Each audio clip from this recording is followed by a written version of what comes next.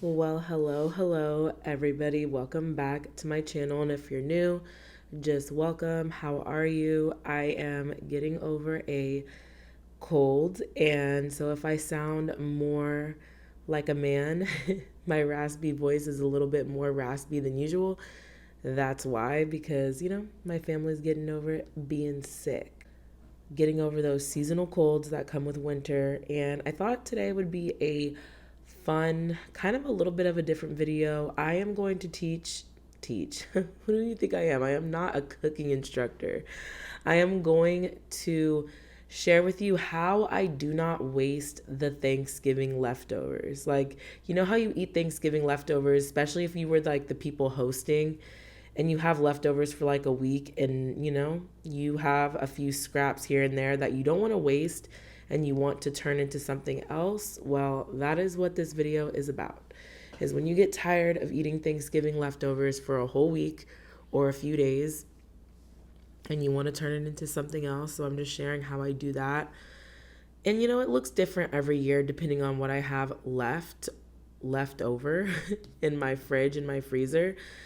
And I know Thanksgiving hasn't happened yet, but I did film that early Thanksgiving dinner for you guys. If you haven't seen that, like 2 videos ago, go check that out. I cook a whole Thanksgiving dinner from scratch and kind of just share my favorite Thanksgiving recipes that are pretty simple and I feel like pretty achievable to make with some effort and time, and also very cost affordable. I like to do a lot of lower income, budget friendly kind of content here on my channel. Anyway, very long intro. If you hear a snoring little sleeping baby right next to me, it's because the mic is really close to her as she snores. And I'm just filming this voiceover. So I'm starting out this video by taking out all of my leftover Thanksgiving things. I'm taking out the leftover turkey that I froze, as well as the turkey like bones and carcass. I'm taking out some leftover cranberry sauce. My daughter is making me drink her little hot cocoa, and it surprisingly was good. She made it herself. And so she was just sharing that with me. So sweet. And I am just going to make a very simple turkey broth. All I'm doing is adding some clean filtered water from our Berkey water filter. Use whatever water you like, bottled, filtered, tap if you want to risk that. No, I'm just kidding. My grandma she used to always talk about tap water and how they lived off of it and whatever. And I think that is so crazy because tap water has a lot of chemicals in it. But hey, they survived. My grandma is quite a bit up there in her going into her 90s, and she's not doing too bad. So I guess tap water isn't that bad. But it also was a different time too. Anyway, off my tangent of tap water, use whatever water you would like. I'm just throwing everything in a big pot, and I'm using some leftover carrots that were going to go bad soon, as well as some celery, and just kind of use up all of the things that I want to not go bad. Onions, celery, carrots. I'm throwing in some peeled garlic. Love that Costco sells peeled garlic. I also really like the minced garlic too, but I'm just throwing that in. And I got a really late start of the day this day. And typically I like to start my broths in the morning. But it was like 12 o'clock and I finally got around to starting this video. I am making a pumpkin cinnamon roll here. I have shared a version of this, and guess what? It's the same recipe that I use for my pumpkin swirl bread. My pumpkin, what is it? What did I call it? The pumpkin swirl Pullman loaf. And that is really delicious, but you could turn it into cinnamon rolls. I absolutely love using the same bread recipes to turn into other bread recipes. That is just clutch. I absolutely love those recipes. They turn into staples for me. So I will leave all the recipes down below. The only thing I do is maybe add a little bit more sugar to the dough if I'm doing cinnamon rolls versus just a bread. But that's all up to you. I am just letting my dough rise and roll it out. And then I'm going to add some grass-fed butter and some homemade brown sugar. If you don't know how to make homemade brown sugar, it is just molasses, and raw cane sugar.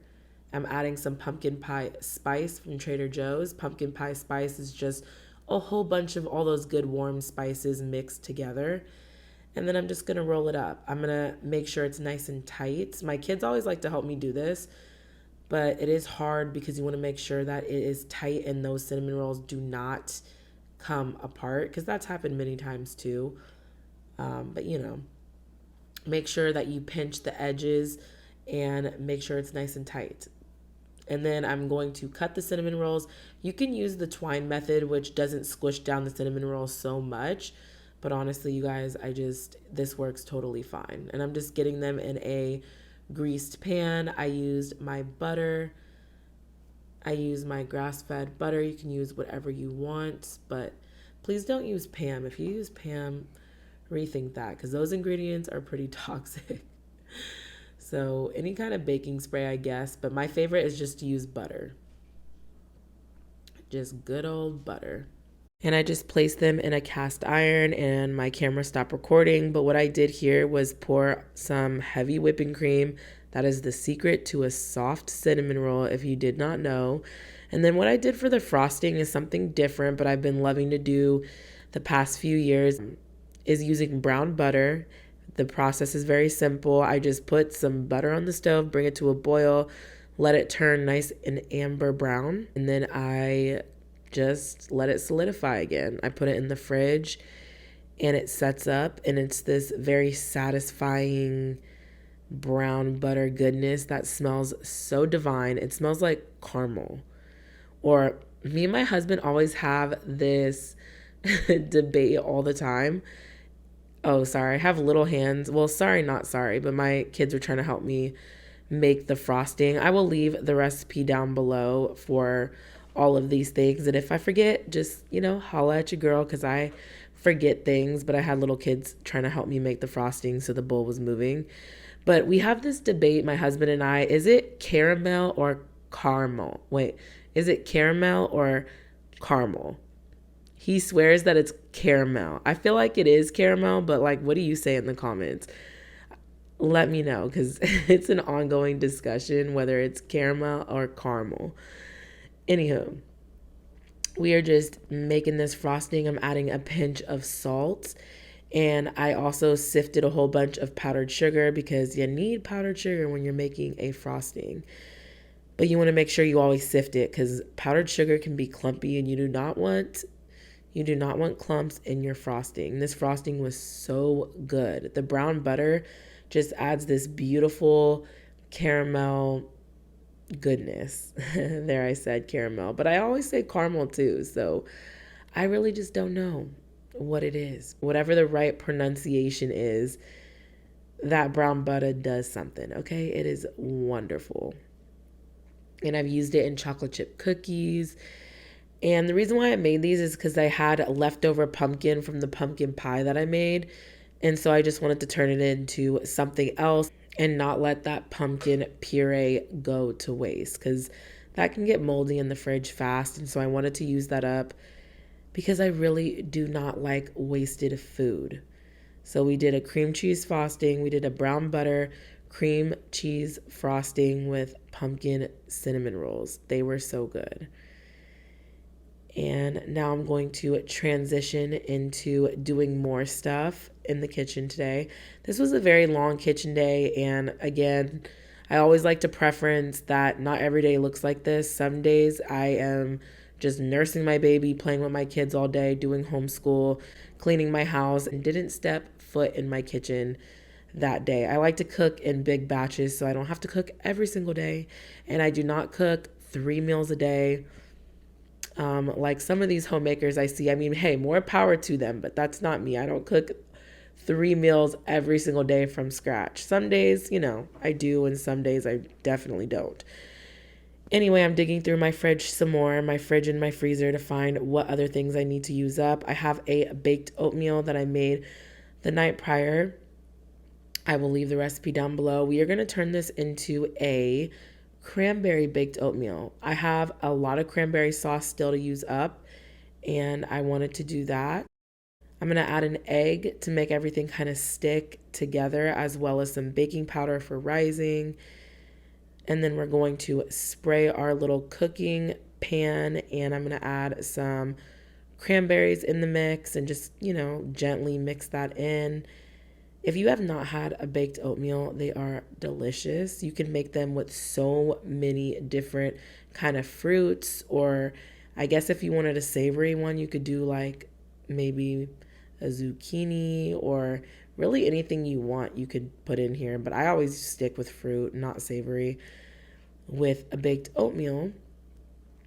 But I'm just going to add some of the cranberry sauce from Thanksgiving on to the top of the baked oatmeal and kind of just let it dip down and drop into the baked oatmeal. And then I'm going to add my crumble mixture on top. And this gives the baked oatmeal a really beautiful texture and crunch. I love the crumble. My kids love it too.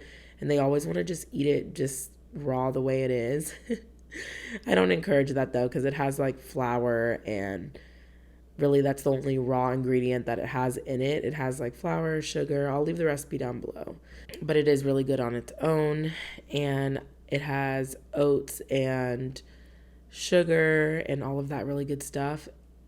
And then I just put a little bit more cranberries on top. I put a few more little dollops of the cranberry sauce on top, and then also covered that with a little bit of crumble. I like to make and prep the oatmeal the night before and let it soak up all of the milk. I use raw milk most of the time. Don't worry, our raw milk is tested and safe. I'm also just baking off some sourdough artisan bread. I hear you guys want a video on how I make my sourdough bread. It is really simple, and I feel like I finally have simpled it down. I finally feel like I have it pretty simple, and I will share with you guys soon here, probably in the new year. I'll make some videos on more bread making. I will make some simple videos on bread making, simple bread videos that you guys can follow if you have been wanting to try making bread. This is a very soft artisan bread. And I've been baking sourdough for a few years now, and it does take a little bit of practice, but once you get it, like, girl, you got it, okay? It's amazing. And now I'm just like pivoting over to breakfast. Shall I say pivoting over to brunch? I am cracking eggshells along with my eggs because for some reason these eggs just, the shells like to crack in the eggs, or maybe I'm just not good at cracking eggs. I don't know. But I always end up with the shell or two. If you use the back of an eggshell to get out the pieces of eggshell, that works really well. And I'm just going to make myself some espresso real quick. But yeah, I'm pivoting over to brunch because we didn't really eat brunch. The kids ate breakfast, but I often skip breakfast and just do a brunch and have my coffee. But this morning I didn't even have coffee till later. So I'm making my husband and I some eggs, and then I add in some bacon bits for extra protein and flavor. And I just whip that together really quick with some artisan sourdough with some grass-fed butter. And that's a very simple, easy breakfast. And then if I'm still hungry, I'll have like some Greek yogurt. I am going to sit down and homeschool the little children. I'm just bouncing into the kitchen while they're doing their lessons and turning the baked oatmeal and nursing the baby, giving all the cuddles. And my son is showing me the bugs that he caught outside. And I am so calmly just trying to observe and support. But every part of me is like, get this out of my house. But my son really likes bugs, so we study them quite often. I still have a sleeping baby. I've gotten some comments in the past like, oh, well, I usually meal prep when the baby is sleeping or cook when the baby is sleeping. But you guys, in my current season of motherhood, my daughter does not sleep unless she is contact napping, which is a term I never really heard of until recently. And I guess this is called contact napping, but she does not like to be put down. And whenever I do put her down to nap, she really does not sleep more than 10 minutes. And that is like a guaranteed. So I always hold her, which I think is really sweet while she naps. and I try to get things done here and there, but mostly I just take that time to slow down and, hold her. I was just checking on the broth, the turkey broth, and I let that go for like maybe 6 to 8 hours. You can do it as long as you want to, but the longer you let it go, the more flavor. And now I did put the baby down, and now I'm making a cranberry cheesecake, and I'm gonna do it with a Biscoff crust. So I'm just gonna use my very basic vanilla. My husband loves cheesecake, by the way. So does my brother and my mom. I'm gonna do a very basic vanilla bean cheesecake, but I'm not gonna do the vanilla bean part this time. I'm just gonna use my vanilla extract that's homemade. And I'm going to use Biscoff Crust with my cranberry sauce from Thanksgiving. This was such a good combination. I just went ahead and smashed up a whole bunch of Biscoff cookies. I did like a pack and a half. And then I added a egg yolk and butter and a little pinch of salt. And we're just going to make the graham cracker crust, and we're going to press it in with a cup measurement just to make things nice and flat. And then we're going to throw it in the oven and let it get nice and like golden brown. I mean, the crust is brown, so it's hard to tell when it's golden brown, but when everything kind of comes together, you'll know. And just let it bake for like 10, maybe 15 minutes. While that crust is in the oven, we are going to start on the filling. It's very simple. I left cream cheese out. I think I did 16 ounces of cream cheese, which is 2 packets. I forgot one, and I mixed it together with the 1 cup of sugar, and then I added my other cream cheese because I kind of forgot. And then I'm adding some homemade vanilla extract. This recipe is very simple, and I believe like a half a cup of cream, of heavy cream, and I'm doing a scrapey scrape because I want everything to be incorporated and harmonious and, really good and creamy with the cheesecake. But you don't want to whip like air into it because that's happened to me before too. So be careful not to over whip it on a very high speed, and keep it kind of like medium to low. If you whip it too fast, you're going to whip air into it, and you don't want that. You don't want any air bubbles in your cheesecake, okay? That's not cute. You don't want that. But again, if your cheesecake or anything you bake ever doesn't come out cute, but you know what? It might just be totally fine and delicious. Like, look comes second always. Keep that in mind. Just delicious food is what we're going for here, not always aesthetic and cute. Okay, now I'm adding in egg by egg. I believe I'm adding 4 eggs, and I'm doing it 1 egg at a time in a separate bowl because otherwise you're going to get some egg shells in there, and you do not want that. No one wants a crunch with their cheesecake unless it is from the crust, crust only with the crunch. But yeah, so I am going to pull out my crust. You can do graham cracker crust if you want, not do the Biscoff cookies, but that's totally up to you. I recommend it because it's delicious. Baby is in the wrap, and I am tapping down firmly to make sure we have no air bubbles. I have little visitors here that want to see the cheesecake pour. They have been waiting for this. And I'm just trying to give her the best view where she can see. And I find this so satisfying, especially to watch back where all of the batter just like covers the crust. I love that. And again, we're tapping for no air bubbles. And then I am doing if you guys watch soap videos, I love watching soap videos. Is that strange? But when I go to bed every night, not every night, but I love to watch people make homemade soaps. One of my favorite people to watch is Royalty Soaps. Shout out to her. Not like she would ever be watching my video, but I enjoy her soap videos. Anyway, she calls this a drop swirl for her soaps. And that's what this reminded me of when I was doing it. And I'm just swirling it around so you can have a little bit of cranberry swirl in your cheesecake. And this was really good. My husband is not a huge cranberry fan, like really not at all, except for on his Thanksgiving food. But he really loved this cheesecake. I am doing a technique called water bathing, And the reason why we're doing this is because cheesecake is a custard and we want to make sure that it is being gently cooked and those eggs are being gently cooked in the custard and not overcooked. If you have overcooked cheesecake, it will be cracky and you don't want that, as well as we don't want air bubbles either. But again, if that happens, it's totally edible. It's totally fine. You're still going to enjoy that cheesecake, okay? I also like my cheesecake frozen. Now I'm just popping open a new Olipop. I have not tried this one. They are like a healthier alternative probiotic soda. I believe this one was supposed to be like the lemon lime, like Sprite version, and it was pretty good. I didn't mind it. It wasn't my absolute favorite. My favorite one is the cola one, and I feel like it tastes similar to Coke. Y'all let me know down below. Do you guys like Olipop?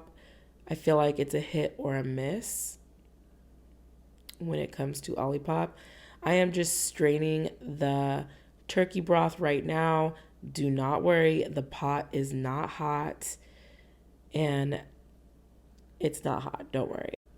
I already turned off the stove, so it is not hot when I am putting it into the pot. And now I'm just putting in my turkey that is still somewhat semi-frozen. And we are just going to make a very easy turkey soup. And I call this turkey and dumplings. It's a very easy way to use up your Thanksgiving food. This soup is absolutely delicious. It's very nutritious. Make sure you salt your broth like decently. Homemade broth doesn't have obviously all the salt that store-bought does. So if you want it to taste similar to store-bought, I would use some real salt. I like Redmond real salt or just any kind of real like Himalayan sea salt, good quality salt. None of the Morton stuff because that's iodized, not good for you. I like to use real salt. I overfilled the pot with broth, which I often do. I forget to leave space for the other stuff. So I'm just putting some of that to the side. And again, yes, I'm adding a lot of salt, but I'm telling you, when you make a homemade soup, it's kind of necessary. And we like to really flavor it up. But we don't want it to be too salty, of course. So salt to taste, however much salt you like to add. And now I'm just going to do a whole bunch of dishes because dishes pile up quick and I like to do it before dinner. And now I'm going to take some leftover pie dough because I didn't really feel like making a new fresh batch of dumplings and I really wanted to use what I already had. So I am rolling out my pie dough that I used for the Thanksgiving dinner for my pumpkin pie. And I'm just going to simply cut them up in little square shapes, nothing perfect, nothing too time consuming. And I'm going to throw them in the soup for the dumplings. And it turned out really, really well. And I'm really glad that I did it this way. In the past, I made like fresh batch of dumplings, but then I was like, oh, wait, I have pie dough. Let's reuse this pie dough and put it to good use and be a good steward with what we have. For the dumplings, I had a teething baby that was kind of fussy and really just wanted to be loved on. So I wanted to do this quick and get dinner really on the road because at some point, the night just starts getting away from you and it starts getting late and then people are hungry. And so I really just wanted to throw this soup together and it turned out really, really good. And it lasted us several days, which was really nice. And I didn't have to get back in the kitchen for a few days because we were able to enjoy this really nice, hearty soup for several meals. And my kids actually really like this one too. I know kids can be picky eaters if you allow them to be, but I've had some questions about what do you do like with picky eaters and your kids, and I just make one meal. Whether they eat it or not, that's up to them. I always offer it to them. But that one meal is really it. So eventually they're going to at least try what you make, and usually they're going to end up liking it. I find that children eat with their eyes, and sometimes it's not that appetizing, but eventually when they try it, they absolutely love it. At least that's what I found. There's a few recipes that are just not their favorite, but they'll still eat it. I am going to take that baked oatmeal and cut it up. We already had a piece earlier and it was so good. Oh my goodness. If you have not tried baked oatmeal with eggnog, I know that might sound strange. I always like to pour like milk, like raw milk or heavy cream over my baked oatmeal when I actually bake it the second time for like, throughout the week. It makes for a really good, easy breakfast, and I'll have it with like eggs or whatever protein. I recently tried it with eggnog.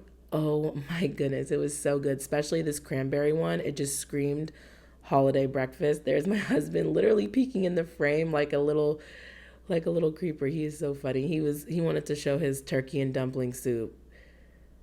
He loves this soup. It was super good. I don't know how many times I'm going to say how good this soup was, but it really was just that good and simple to make. And now I am going to just save the rest of that broth. I'm going to save it for actually cooking Thanksgiving dinner because when I'm recording this, we are still about a week away from Thanksgiving. And so I'm going to save this to make my stuffing and all of my other things, my gravy. Oh my goodness, you guys, I could not find my gravy for the life of me. I tore my freezer up that I did not even share in this video. I have a lot of footage of me going through my freezer and I can't find my gravy anywhere. My mom was so kind and recently cleaned out my fridge and my freezer a few days back, and I don't know if she accidentally threw it away, but bless her heart for the help. I am not complaining, but I could not find my gravy anywhere and it was like it ran away with legs and arms, okay? It's gone.